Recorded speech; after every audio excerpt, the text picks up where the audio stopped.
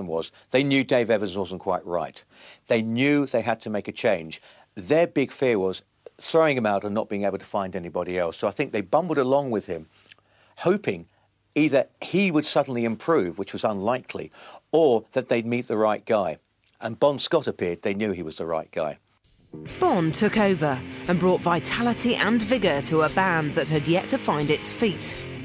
It was soon apparent to all that the decision to recruit the more mature frontman was crucial. Bon Scott became the heart and soul of AC/DC. He once said, and I think he was probably right, somebody asked him, "Are you AC or DC?" Trying to joke, said, "No, I'm the lightning flash in the middle." And that's exactly what he was. He was the fulcrum. He was the focus. He brought the whole thing together. When he arrived, suddenly, flash, everything fitted in. It had to happen. It couldn't not happen, because it was too perfect. The dovetail was too perfect. I mean, AC/DC were not necessarily the most open-minded group of people, but when Bon stepped into that breach, it was clear. They couldn't fight it even if they wanted to, because he was the perfect guy that was going to do it. And same for Bon. Had Bon not encountered AC/DC, God knows. I mean, I hate to think that he would have been, wallowing in the traps in the early 80s, flogging some blues rock band. That's a terrible thought too. He was too good for that. The band decided to relocate to Melbourne and in their house in St Kilda began to work on fresh material that would utilise their new singer. AC/DC upping sticks and moving from Sydney to Melbourne was crucial. Now, the feeling was that they weren't getting far enough, quickly enough in Sydney. They'd probably reached the stage where they'd hit the ceiling, playing the same clubs to the same old people and blah-de-da-de-da. It no longer had an impact for them. They weren't moving forward.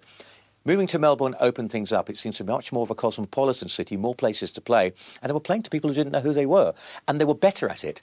They'd learnt their chops in Sydney, so they went to Melbourne as a decent band, not as a new bunch on the block trying to sort of make a first impact. They had made that first impact. They had confidence. It showed on stage. And suddenly people were saying, that lot, they're rather good. After further intensive touring, in February 1975, AC/DC released their debut album. Cut in 10 days, High Voltage killed off memories of their previous glam incarnation. It was all-out rock and roll. Well, the Australian High Voltage is a bit of a patchwork. It was done very fast because budgets were like that. They didn't have a huge budget. They didn't have 10, 12 months to play with. They had to go in, get it done and get out. And I think it sounds on occasion like it's a rushed record. It's almost like a demo. We now have an album of our songs. Let's see and assess strengths and the weaknesses. So while it was commercially released, I think they treated it very much as an assessment of where they are and how they were going to get further. I think High Voltage kind of gave them the taste of things to come, and I think that they were hungry for it. And Australia at the time was very hungry for a band like them, because you've got to remember at the time there was, if you go back to kind of late 60s, there was, artists around like Normie Rowe and Masters Apprentices, and I mean, but we didn't get bands like Cream touring, or we didn't get Deep Purple touring. We were kind of barren in that sense as far as rock was concerned. And then you had bands on the flip side like Little River Band, for instance, that so weren't, going to quench the rock appetite that Beer Swilling Australia at the time definitely had. Foster's cans in one hand, VB in the other, singlets, Marlboro Lights. I think AC/DC filled that void in Australian rock suburbia that was so needed at the time. High Voltage was just raw, timeless, basic rock and roll, and it didn't need glitter or stack heels, and it still stands up fantastically well.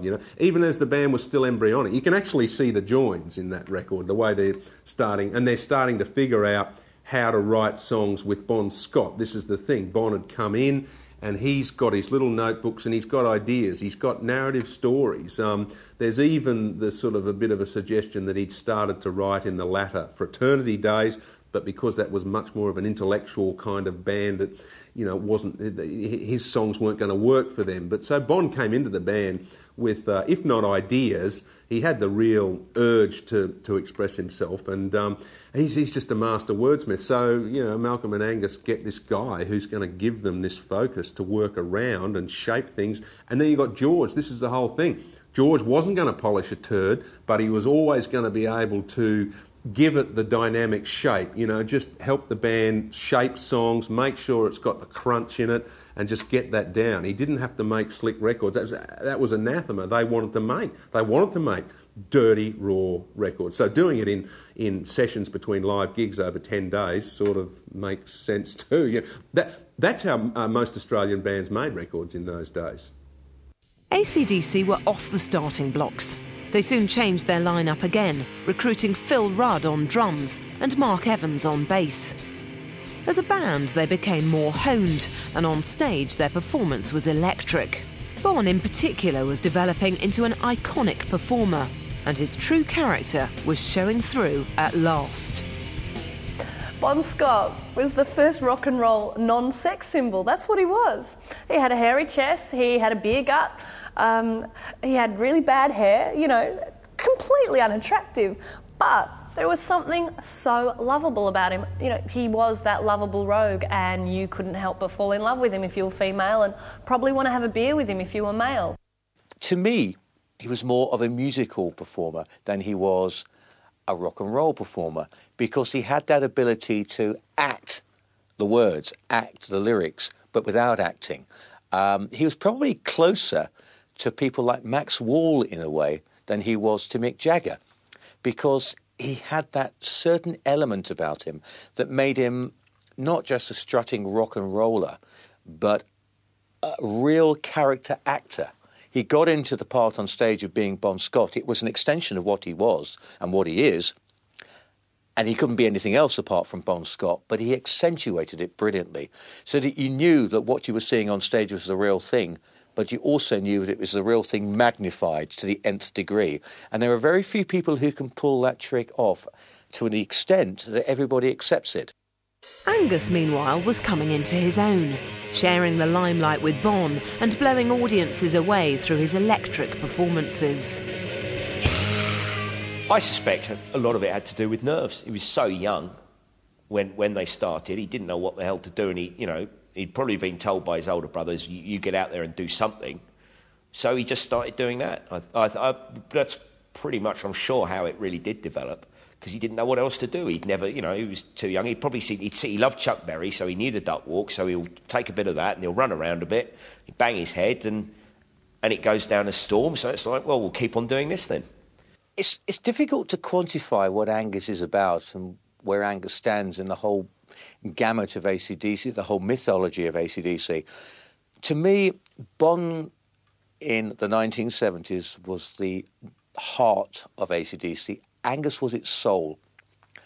There's something about Angus that makes you feel he is so important in the whole style and philosophy of DC that they, to put it in a modern perspective, could lose Brian Johnson. They lost Malcolm Young for a while, but losing Angus will be the end. They could not replace Angus because he is the soul of that band. I don't think Angus himself realises it. I don't think he understands why he's so revered and loved by AC/DC fans. He knows they do, and he just gets on with what he does. But it's that something about him is the spirituality he has in the way he plays his music. And I'm not talking about a religious spirituality. I'm talking about the way he connects with his music. And a lot of that, I still believe, has to do with the way that Bon Scott brought him out of his shell, the way that Bon Scott made him part of what AC/DC are all about, and a very crucial and important part. I think Bon gave him confidence. No one was prepared for AC/DC's next album. TNT exploded into the charts at the end of 1975 and sold over 100,000 copies in Australia. Few could doubt that on record, the band had finally arrived. TNT was really their first proper album. It was the first album we thought, you know what, the sound's there. Tracks like TNT are just still wonderful. You listen to them and they've still got that drive, that emotion. They're fantastic tracks. And this was the moment AC/DC were born internationally, because people started to sit up and say, have you heard that band AC/DC? Have you heard this album? It's great. It's got a great groove to it. It had a little bit of elements of the Quo or the Stones or even the Faces as far as British fans were concerned. It also had a certain dare one say, punk attitude before punk actually had even been invented. DC were very much of the street, and they had a great groove, a great rhythm, and this was the album that really first brought it to the fore. And I think it made everybody sit up and think, good grief, what an improvement. Real album here. With TNT, the band had realised their potential. Yet domestic success was not the end of the rainbow for AC/DC. The following year, the band would step into unknown territory and leave the sunny shores of their homeland behind. On signing an important deal with Atlantic Records in Britain, AC/DC decided it was time to conquer new territories, and in March 1976 moved to London to begin the next phase of their master plan. Now, with the confidence of topping the charts in Australia now, and the success that this gradual follow-up that's happened, and now it's become a monster in Australia, are you going over confident that you can take on an English market? Yeah, well, we are confident. Yeah. We're not overconfident, but we are very confident. AC/DC came to London and came to England with a confidence that they would break the UK.